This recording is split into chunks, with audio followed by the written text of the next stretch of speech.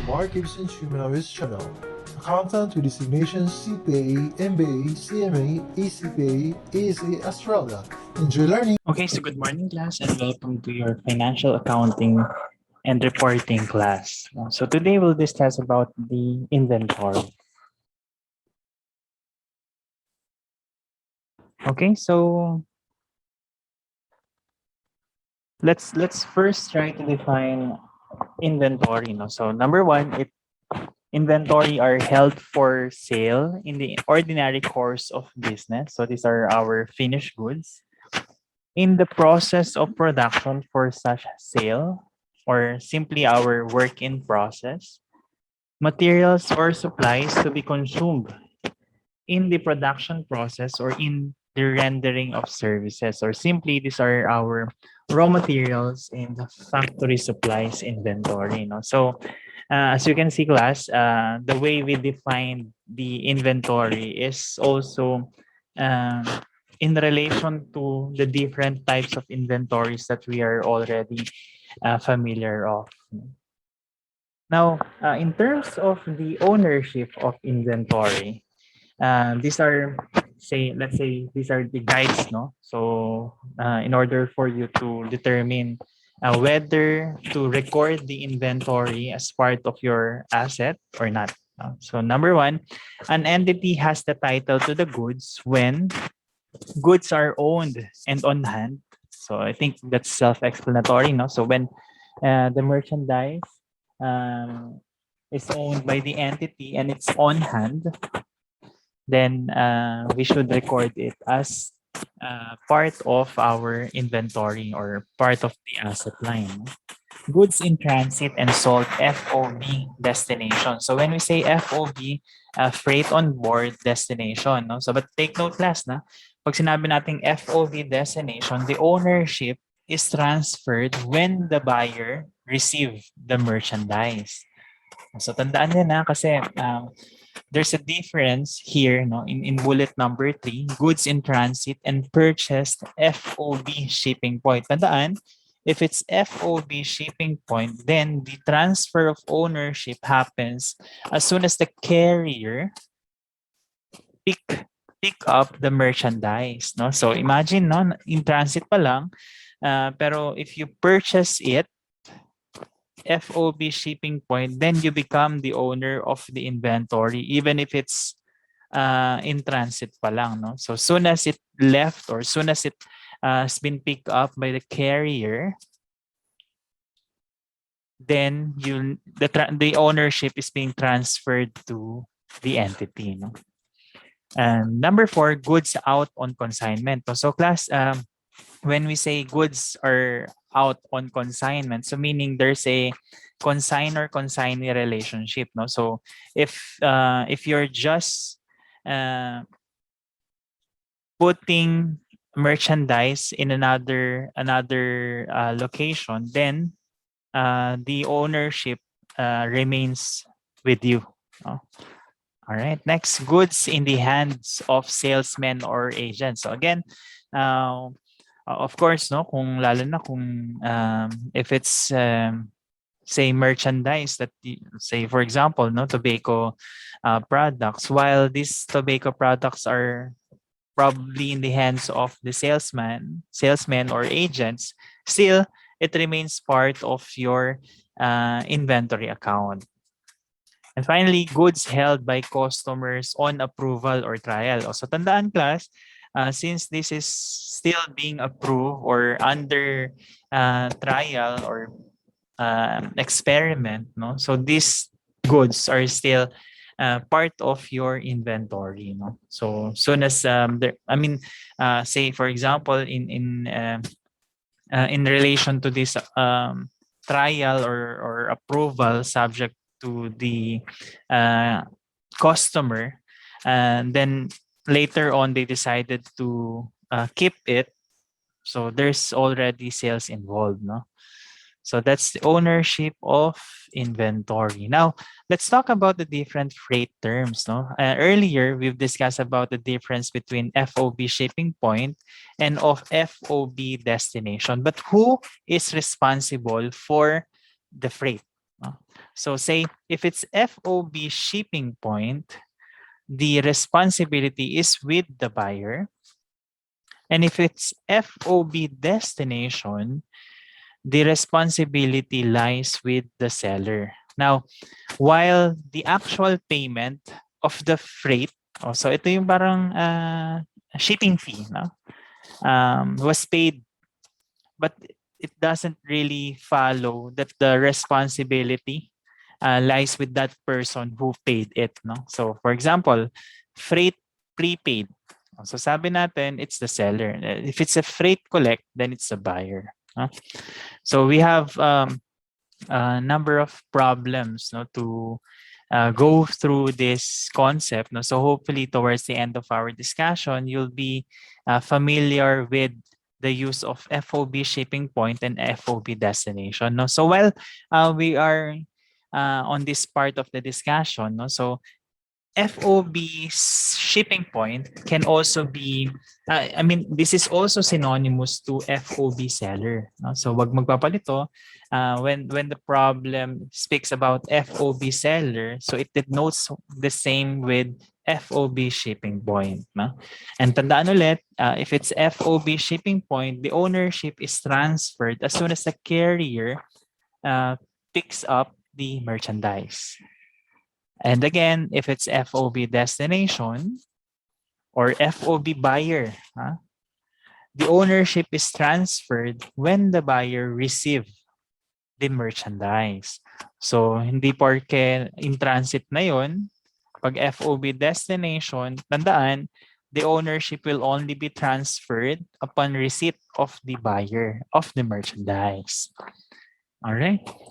So with that, let's go to the different discussion problems that I have prepared for this topic.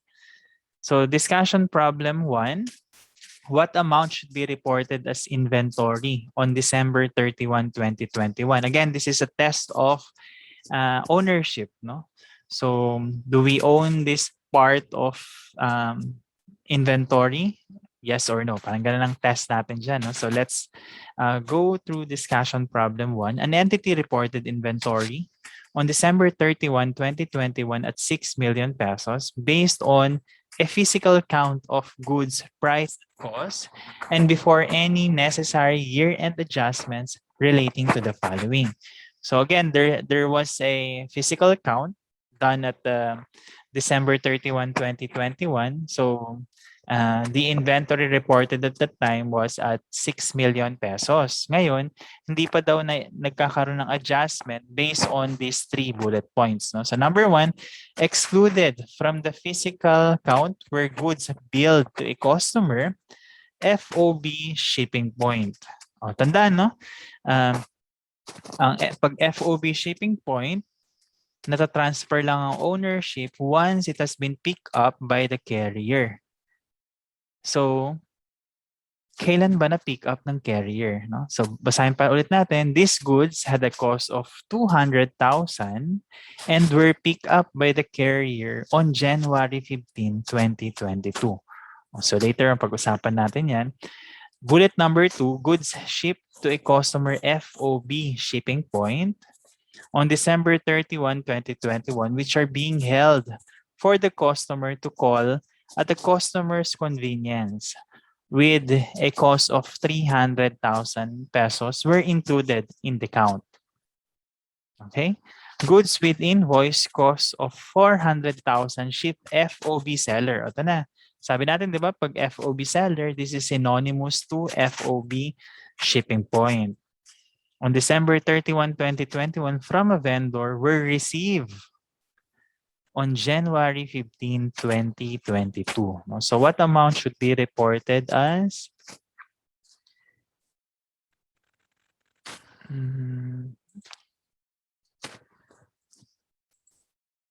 Okay, so let's have problem 1. So there's a physical count of 6 million. So that's given class.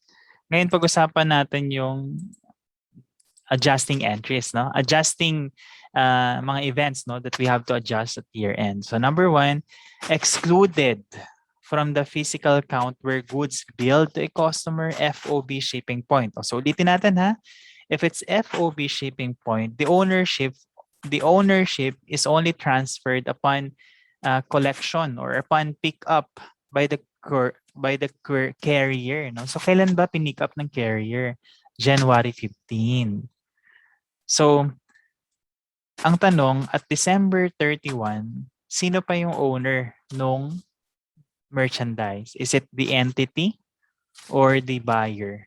So the answer is still the entity. Kasi nga, it's FOB shipping point, and as you notice, it was only picked up by the carrier on January 15, 2020. And yet, they have excluded it. No? So in order to correct that, we have to add it back. Okay. Next, goods shipped to a customer, FOB shipping point. Again, it will only be transferred upon pickup, no? Which are being held for the customer to call at the customer's convenience with the cost of 300,000 were included in the count.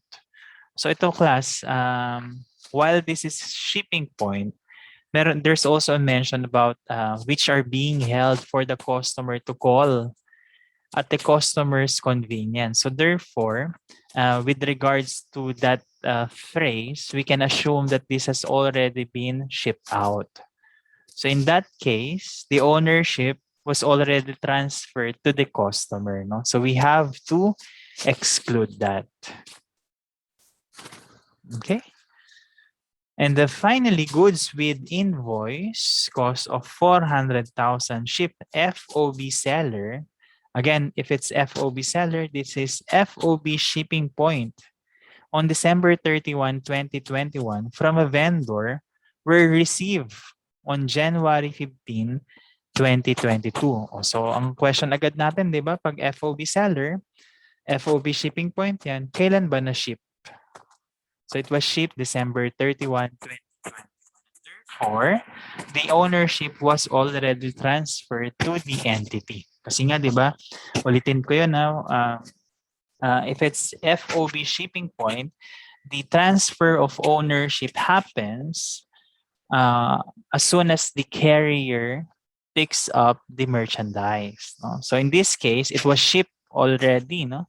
On December 31, 2021. So meaning in transit na siya, na-pick up na ng carrier natin, pero na-receive lang ng January 15, but that's already irrelevant. No? So as of December 31, we have to record it as part of our inventory. Okay? So we just have to add all these four to get the correct inventory balance of 6,300,000. So that's problem number 1. We go now to problem number 2. Okay, so in problem number 2, again, this is a test of ownership. No? So what amount should be reported as inventory on December 31, 2021? So choices are given. An entity reported the December 31, 2021 inventory at 2,500,000 pesos. The entity revealed the following transactions. Goods shipped to the entity FOB destination on December 26, 2021 were received on January 2, 2022. The invoice cost of 300,000 is included in inventory balance. Number 2, at year-end, the entity held 250,000 pesos of merchandise on consignment from another entity. This merchandise is included in the inventory balance. And finally, at year-end, the entity had merchandise costing 150,000 out on consignment with another entity. The merchandise is not included in the inventory balance. So let's have problem number 2. The per books balance of 2,500,000 is given. No? So that's as of December 31, 2021. Now let's go to bullet number 1. So sabi dito, goods shipped to the entity. So, FOB destination. So, in here, tayo yung nag-purchase, no? At tandaan, this is FOB destination. So, sabi, under FOB destination, the transfer of ownership takes place upon receipt of the merchandise by the buyer. No? So, pag na-receive lang natin. Ngayon, this was already included in the inventory balance. Kailan ba natin na-receive? We only received this last on January 2, 2022. So therefore, we have to deduct this. No? So hindi tama na in-include natin siya as part of the inventory balance. Okay? Next, at year end, the entity held 250,000 of merchandise on consignment from another entity. So again, if we are only holding the merchandise on consignment, so meaning hindi tayo yung may-ari nun, pinapabenta lang or it's just being placed in our store, no, to be sold, no. So probably we're only being given a certain margin, no. So sabi, parang ito yung usually nangyayari sa SM department store, no. So they have ang tawag dito yung mga display area, no. So different suppliers can simply put their merchandise there, and then they pay SM, no, with the fee, no, for displaying their merchandise, no? So that's one example of consignment, no? So goods held on consignment, sabi, it was included in the inventory balance. So that's not correct. So we have to deduct it. And finally, ito naman, the entity had merchandise costing 150,000 out on consignment. So meaning tayo naman yung nagdi-display ng merchandise with another entity. So again, if we're only displaying our merchandise in another store, and therefore those merchandise still should be recorded as part of our inventory, no? So mali na in-exclude, no? So sabi dyan, the merchandise is not included. So we have to add it back. Okay, so kunin lang natin yung sum. So the answer is 2,100,000 or letter A. Okay, so that's problem number 2. Let's go now to problem number 3. So in problem number 3, class, we'll discuss about the valuation of inventory. So sabi natin, we value our inventory at cost, no? So ito, pag-uusapan natin. So discussion problem number 3, what is the total cost of purchases? An entity incurred the following costs during the current year. So we have the list price, the trade discount, import duties, freight and insurance on purchase, other handling costs on imports, commissions paid to agents for arranging imports, and finally, sales commissions paid to sales agents. So let's have problem number 3. Okay, so sabi natin, class, no, the initial measurement of inventory is at cost, no? Of course, yung purchase cost, no? And when we say cost, this is the purchase price and all items directly attributable necessary for the goods to be brought to the location and condition necessary for it to be sold eventually. Okay? So of course, dahil sabi natin, we are recording it at cost. Then we define what cost is, no? So in terms of putting a value for our inventory. So sabi, it's the purchase price and all other costs necessary to put it in the location and the condition necessary for it to be sold eventually, no? So ano yan? So of course, meron tayo list price, pero tandaan, no? Usually we record the purchase price net of trade discount, no? So that's 4,500,000. Of course, import duties, freight and insurance. We have the other handling costs on imports, no? We have to capitalize that as part of our inventory. Other handling costs, commissions paid to agents for arranging imports. Again, these are still part of this direct attributable cost necessary for the goods to be brought to the location. Sabi nga dyan, in arranging imports. Ano? Okay. Pero pag-usapan natin to, sales commissions paid to sales agents. So again, class, this is not inventoriable cost. This is part of your selling and administrative expenses. No? So in that case, just get the sum. So it's 5,800,000 or letter B. Okay. So I think the test here is simply kailangan lang ma-identify natin ano ba yung mga directly attributable costs necessary to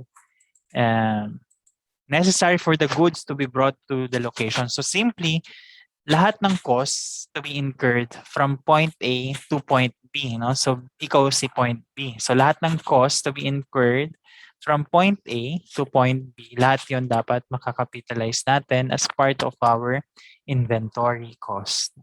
So that's problem number 3. Okay. So before we go to problem number 4, let's discuss first.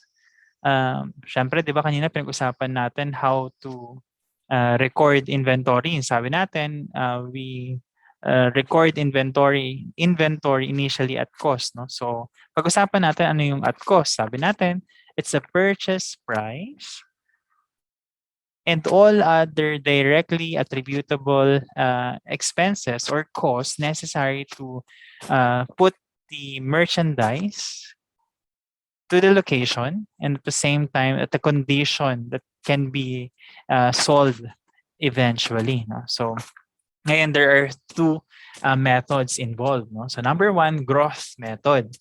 So purchases are recorded at gross amount. Purchase discounts are recorded only when taken. Purchase discounts are deducted from the gross amount of purchase. No? So that's gross method. Now, net method naman, purchases are recorded at net amount. Purchase discounts are deducted from invoice amounts whether taken or not. Recognize purchase discount loss if payment is beyond the discount period. And then this purchase discount loss is treated as an expense. Now, class, theoretically, the method, theoretically, the net method is giving us the true price. No? Ito talaga yung, in theory, ito yung ginagamit natin. No?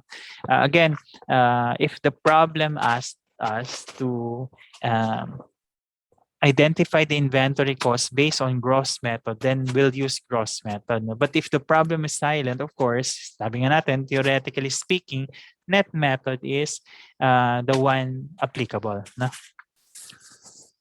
Okay, so with that, let's have problem number 4. No? So problem number 4, which is not included in the entry to record the conversion from gross to the net method. No? So given our choices A to D. An entity records purchases at gross amount but wishes to change to the net method. Discounts available on purchases recorded from January 1, 2021 to December 31, 2021 totaled 20,000 pesos. So itong 20,000, these are all the discounts availed, no? Or available. Of this amount, 2,000 is still available in the accounts payable balance. The balances as of and for the year ended December 31, 2021 before conversion are, we have purchases, purchase discounts taken, and accounts payable. So let's have problem number 4. Okay. So itong problem number 4, class, isa-isend natin and then later on, gawin natin yung entry para masagot natin tong question or yung requirement. No? So una, magkano ba yung total purchase discounts? No? So given, it's 20,000. And then sabi pa, of this amount, 2,000 is still available in the accounts payable balance. So tandaan, class, if it's net method, ang sinasabi kasi natin, no, whether we take the discount or not, we record it. No? So therefore, we have to deduct this from our accounts payable balance. No? So that's 2,000. Next, purchase discounts taken. Oh, so yan, 8,000. Given naman yan, class. And then purchase discounts not taken of 10,000 pesos. Paano ko nakuha yung 10,000? Actually, this is just the sum of these three numbers above. No? So 20,000 less 2,000 less 8,000. Then we calculate the purchase discount not taken. So again, under net method, sabi natin, no, under net method, purchase discount not taken is treated as expense. Alright. So with that, kunin na natin ngayon yung mga relevant entries. No? So we have debit to accounts payable of 2,000. Debit to purchase discount taken of 8,000. Itong purchase discount taken is actually a deduction to your purchases, no? Purchases account.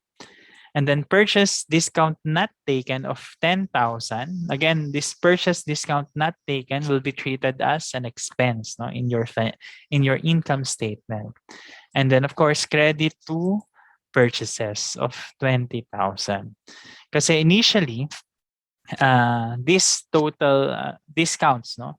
Kasi 'di ba under pagtatingnan natin ha para at least may guide tayo. Under gross method, no, purchases are recorded at gross amount, no? So meaning all the discounts involved are all recorded under purchase account, no? At dahil nga they are transitioning from gross method to net method, then we'll have to follow the net method approach, which is to record the purchase discount separately. All right. Okay. So with that, the correct answer is letter A. No, it should be credit purchases of 20,000. Okay, so this is not included. Choices B, C, and D obviously are here. No? So we have 2,000 debit to AP. That's letter D. And then purchase discount taken. So that's debit 8,000. And then purchase discount lost or simply purchase discount not taken of 10,000. No? So that's problem number 4. Okay. Okay, so let's have problem number 5. What amount should be reported as accounts payable on December 31, 2021? Let me read the problem. An entity reported accounts payable of 4 million pesos on December 31, 2021 before considering the following data. Oh, ito siguro tip lang, class, whenever you encounter problem like this, especially, no, yung 4 million here is the unadjusted balance, no? So there, these bullet points, no, we have to see whether it will impact the account in question, no? So hindi na natin titingnan yung iba, ang kailangan na natin is whether, I mean, if it will impact accounts payable balance, no?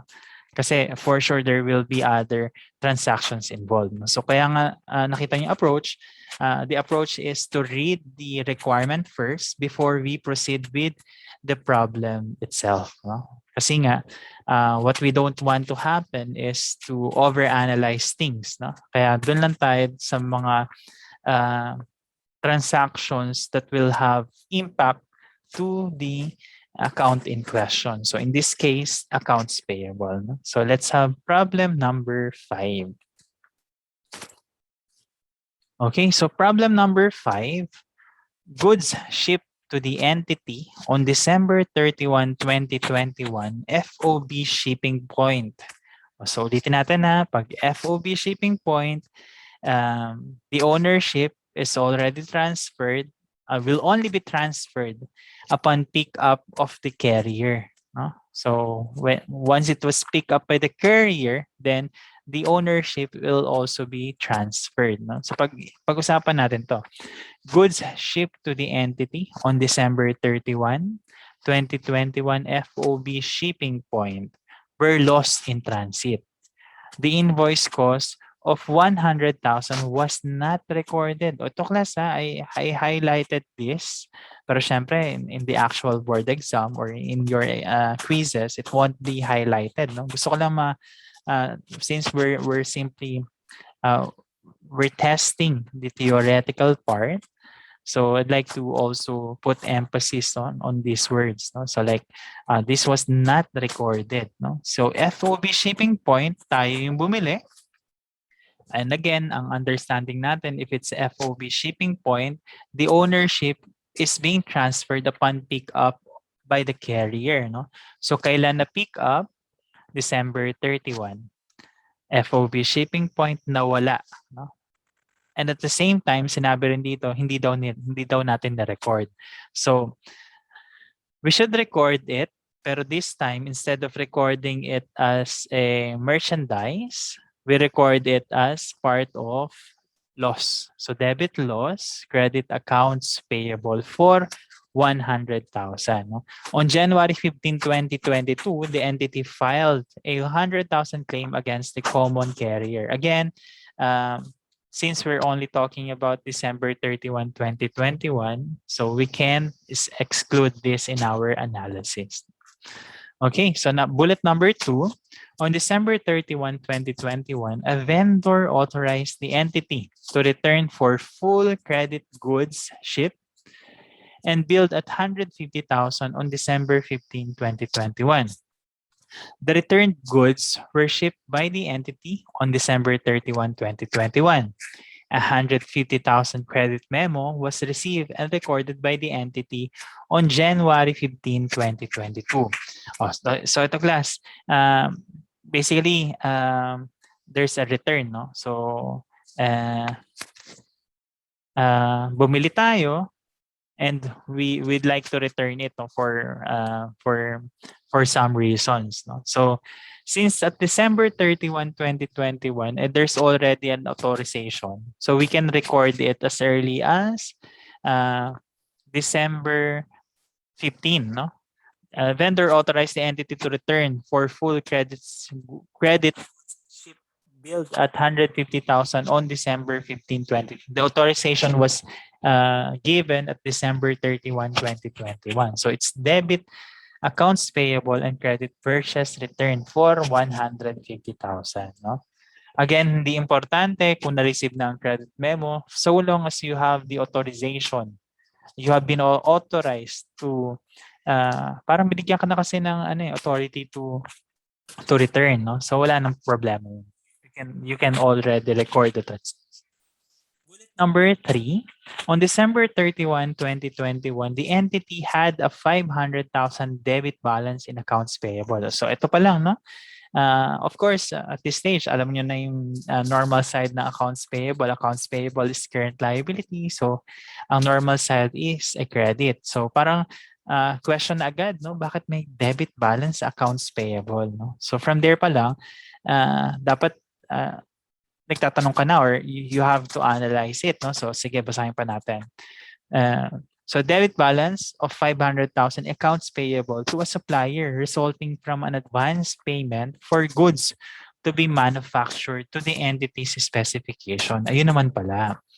So instead of recording this part of the accounts payable, dapat pala ito is we recorded this as part of advances to supplier. And usually, advances to supplier are presented as current assets. No? So para lang ma-correct natin yan, we have to debit advances to supplier and credit accounts payable. No? So para mawala yung debit balance dun sa accounts payable. No? Now that we have analyzed all these 3 bullet points, we can now proceed with the solution. So per books, again, 4 million, that's given. Unrecorded purchases, so that relates to bullet number 1. So for 100,000, it was not recorded. It's under FOB shipping point. It was shipped on December 31 and got lost in transit, no? So again, hindi na issue dito kung hindi na issue kung nawala man o hindi. The mere fact that it was FOB shipping point, di ba sabi natin, if it's FOB shipping point, once na na-pick up ni carrier, the ownership will be transferred to the buyer, no? Okay. So next we have purchase returns of 150,000. That's okay. And then finally, yung advance payment, no? So incorrect recording to the accounts payable. So get the sum. So we'll have 4,450,000 or letter D. Okay, so that's problem number 5. Okay, so let's have problem number 6. Again, on December 31, 2021, what amount should be reported as accounts payable? An entity reported accounts payable on December 31, 2021 at 4,500,000 pesos before any necessary year-end adjustments to the following transactions. On December 27, 2021, the entity wrote and recorded checks to the creditors totaling 2 million pesos, causing an overdraft of 500,000 in the entity's bank account on December 31, 2021. The checks were mailed on January 10, 2022. Number 2, on December 28, 2021, the entity purchased and received goods for 750,000, terms 2/10 and 30. The entity recorded purchases and accounts payable at net amount. Okay lang. But the invoice was recorded and paid January 31, 2021. So, dyan pa lang may issue na, no? Why would you only be recording it on January 31, 2021 when the purchase was made on December 28, 2021? Okay, so proceed tayo sa bullet number 3. Goods ship FOB destination. So again, if it's FOB destination, ito paulit na ako ha, para lang at least talagang maintindihan. No? Again, if it's FOB destination, the ownership is transferred when buyer receive the merchandise. So, goods ship FOB destination on December 30, kailan na-receive? From a vendor to the entity were received January 15. The invoice cost was 325,000. So, let's have problem number 6. Say natin, dito, sabi dito, we have recorded a check.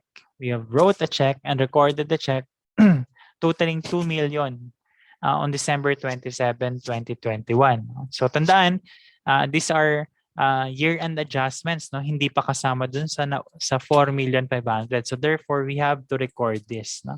So debit cash or cash in bank and then credit accounts payable of 2 million pesos. All right. This is in relation to the undelivered check, ano? Kaya tayo this is classic example of a bank reconciliation, you know. Okay? Next we have purchase. So sabi dito, 'di ba? The invoice was recorded and paid January 31, 2022. Pero kailan ba nangyari yung purchase? No, it was the purchase took place on December 28, 2021. So therefore, we have to record the purchases. So debit purchases at 735,000. Again, this is net amount, no? So sabi natin, if it's net method, we are recording purchases net of discounts, whether taken or not, no? So 2%, so that's 750,000 multiplied by 98%. So 100% less the 2% discount. So that's 735,000. So debit to purchases and a credit to accounts payable for 735,000. Now, bullet number 3. Sabi dyan, goods ship FOB destinations on December 30 from a vendor to the entity. So sabi kasi natin, we only, well, the the transfer of ownership will only take place upon receipt of the buyer. Kailan ba natin na-receive? January 15, 2022. So therefore, there's no adjusting entry required for bullet number 3. Kasi tayo yung buyer, FOB destination, sabi natin pag FOB destination, matatransfer lang ang ownership upon receipt of the merchandise. Kailan nga ulit na-receive? January 15, 2022. Okay, so now we are ready to calculate for the correct accounts payable balance. No? So per books, 4,500,000, that's given. Undelivered check for 2 million pesos. Unrecorded purchases for 735,000. So get the sum, that's 7,235,000 pesos, or letter C. Okay, so as you can see, class, medyo madali yung inventory, no? So at least madaling masundan, no? So let's have problem number 7.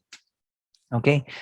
In problem number 7, what amount should be reported as net sales for 2021? Let me read the problem. An entity had usual sales terms of net 60 days FOB shipping point. Sales, net returns, and allowances totaled 5 million pesos for 2021 before year-end adjustments. So bullet 1, goods with an invoice amount of 200,000 were billed to a customer on January 15. The goods were shipped on December 31, 2021. Again, ang freight terms natin is FOB shipping point. Ang sabi natin, FOB shipping point is the ownership is transferred upon pick up of the carrier. No? So, yun yung kailangan natin maintindihan dito to determine whether we're going to have an adjusting entry or not. No? So later on, we'll cover that. Bullet number 2, on January 5, 2022, a customer notified the entity that goods billed and shipped on December 31, 2021 were lost in transit. The invoice amount was 50,000 pesos. And finally, on December 31, 2021, the entity authorized a customer to return for full credit goods shipped and billed at 300,000 on December 15, 2021. The returned goods were received by the entity on January 15, 2022, and 300,000 pesos credit memo was issued on the same date. So what amount should be reported as net sales? So let's have problem number 7. Sige. Itong una, di ba dahil nga FOB shipping point tayo, and dahil FOB shipping point, di ba sabi, matatransfer lang upon pick up by the carrier. Kailan ba na pick up? So it was shipped out December 31. So therefore, we have to record this as sales kasi nga it was shipped on December 31. So therefore, the ownership was also transferred to the customer at that time. No? So debit accounts receivable, credit sales. Okay, so number 2, ito kasi, kung napansin nyo class, the assumption is this has already been recorded. Now, on January 5, which is beyond 2021, no? So we have to ignore this one.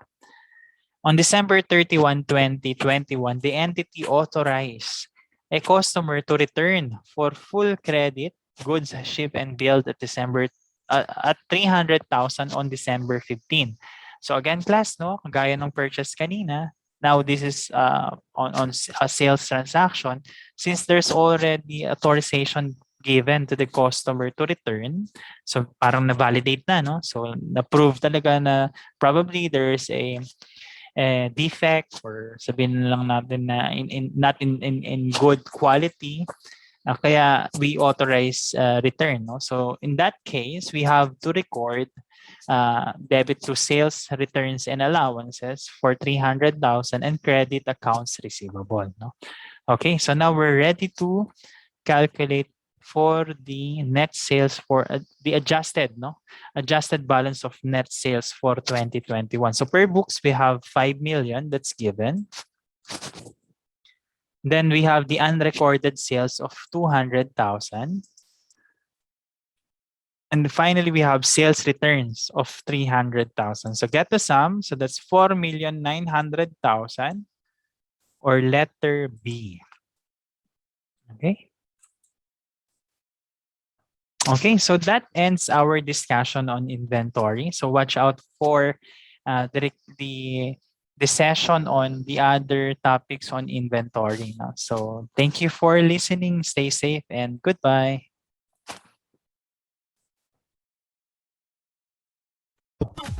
This has been your instructor, Mark Gibson. Thank you for learning with us. See you in our next discussion. Don't forget to like and subscribe. See ya!